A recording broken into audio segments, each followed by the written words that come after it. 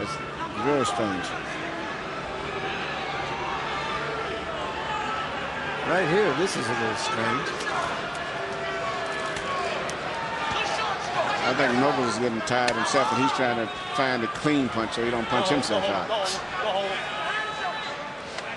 What if the thing goes 10 rounds? I mean, how stunning would that be, based on the way the first couple rounds looked? I never thought it would go past 3 rounds. I didn't think Seldon would be able to stand up for 6 rounds. But his exhaustion seems to be ebbing a little bit as he manages to fire combinations of punches. And clean, effective punches, too. Hold on. I got you. Seldon finally active enough to possibly put himself in position to win a round. Actually, as tired as he is, he's actually punching more effective and accurate than Nobles is. What are you trying to prove? You beat him, but you got to listen, son. You stand there getting hit with a nobody. You know how to counter punch and make the man miss 2 punches. You didn't tolerate. When you make a man miss, you're supposed to make him pay, don't you? What do that for? You're a boxer, Bruce. You fight this guy's fight. Make it easy for him. Follow me? Bruce, go to your jail. Move from side to side. Get this guy in the center of the ring. Start boxing, right? You guys not start fighting yet. It's time for you to start. It's not too late for you. Seldon left, fired at close quarters, but when that happens, you can see the difference in hand speed, the difference in quickness launching punches in Seldon's favor.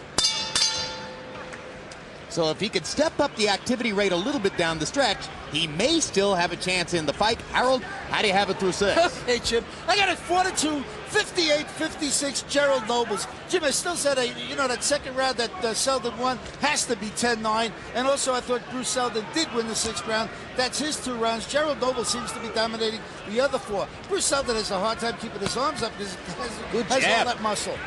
Seldon got in, well, it might have been a little left hook, but he popped Nobles' head back a little bit with the left. Now he goes back into that southpaw stance. When he was in the conventional stance, he fired the left hand so effectively. You know, I think that Harold suggested a good point when he talked about Seldon adding all that muscle, because maybe that he added that muscle for some body armor, but it's aside from the layoff and the age, it seems to have slowed him down a lot. Well, he was always a muscular guy anyway, just by nature. And the extra, I guess, weight that you pick up as you age, particularly heavyweights, doesn't help in his case. A lot of it's in his legs. And in his butt. It means it's going to be hard for him to lose it. He'll probably continue fighting at 250 regardless of the conditioning factor. If he continues fighting. Stop, I got you. Part of the good news of the story is he told us that somebody had invested some of the money that he earned in that Tyson fight, a gross purse of $5 million, in an annuity.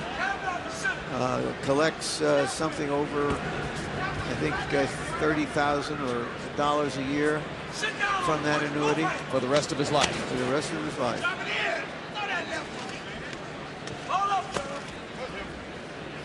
Which he hopes will be enough to get him by, if in fact he doesn't gain a lot of cabbage from his return to boxing here.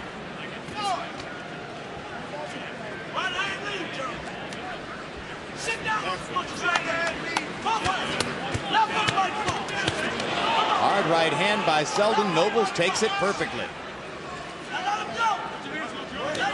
Only problem with Seldon, he seldom punches. But when he does punch, he's very effective for the most part. He seemed to have gotten his second win here. Obviously, in sparring, you have headgear on, but did Nobles show the great chin when Lennox Lewis was able to buzz him with the right hand? Yes, he did. He never was staggered in the entire training camp. Sometimes maybe outclassed, but never staggered at all. He took some good punches, too. But very, very strong guy internally. So the chance of Seldon gaining a knockout here would seem to be slim based on the way we've seen Nobles take Seldon's stuff. Yes.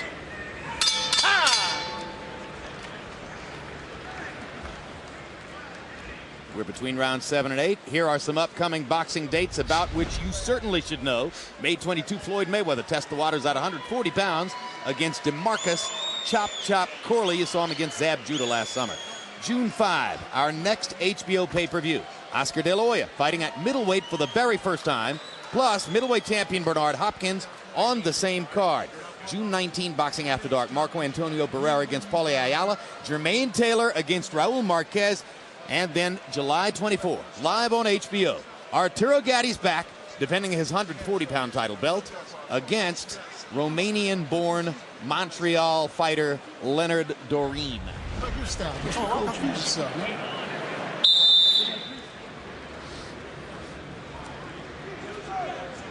Gatti Doreen could be sensational in July.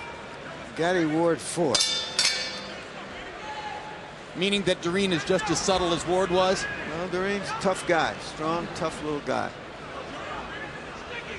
Round 8 between Bruce Seldon and Gerald Nobles, and you can see that the fight gets tighter on Harold Letterman's card as he gave the last round to Seldon as well. 2 consecutive rounds now won by Bruce Seldon, and on Letterman's card, he's only 1 point away from Gerald Nobles. Now Seldon is really beginning to step up the energy level, and he pops Nobles with that good left jab and hits him with it again.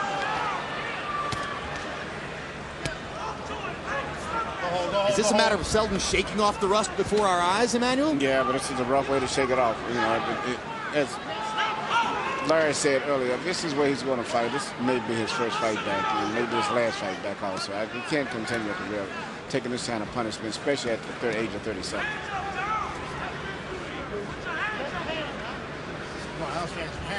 Stop, let him up. Let him up.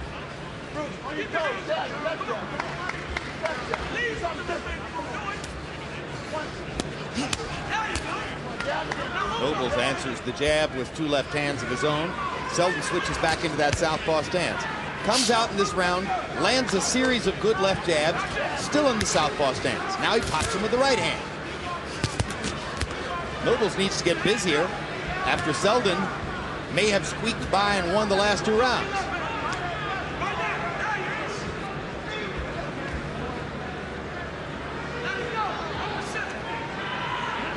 Both fighters showing their fatigue as they rest mutually for 20 seconds in the middle of the 8th round.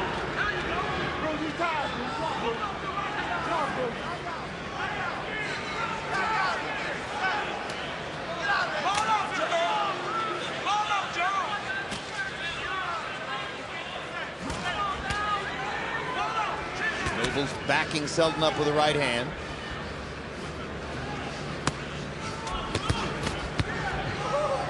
Seldon landed 1, Nobles landed 4. Yeah, I'm very impressed with the way that Nobles made an adjustment now. He's pinpoint picking his punches, not wasting as much energy now, keeping his balance, and just systematically trying to break Bruce down instead of trying to take him out with 1 punch now. Might have noticed that the late rounds were arriving. It was possible the fight was going to go the distance, and now Nobles has decided to put leather on target, which is a smart thing to do when you want to win rounds. Yeah, accuracy and volume, not so much going for the big knockout like he was earlier. And body punches to limit Seldon's activity.